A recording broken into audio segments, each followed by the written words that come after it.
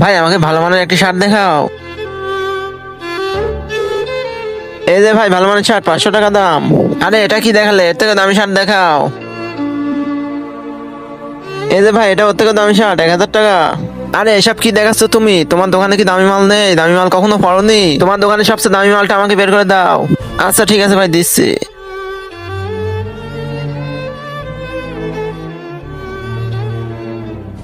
এই যে ভাই আমার দোকানে সবচেয়ে দামি মাল, 5,000 টাকা দাম। হ্যাঁ হ্যাঁ, আমার তো এটাই লাগবে, দাও প্যাক করে দাও। আরে ভাই একবার দেখে তো নাও। না না, দেখা লাগবে না, তুমি প্যাক করে দাও।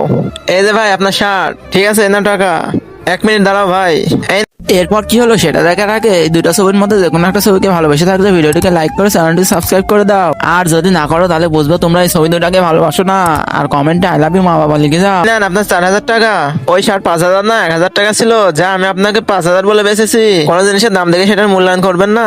আপনার কাছে যদি বেশি টাকা হয়ে থাকে তাহলে গরিব দুঃখীদের দিয়ে দিন, এতে তাদের উপকার হবে আর আপনার জন্য দোয়া করবে।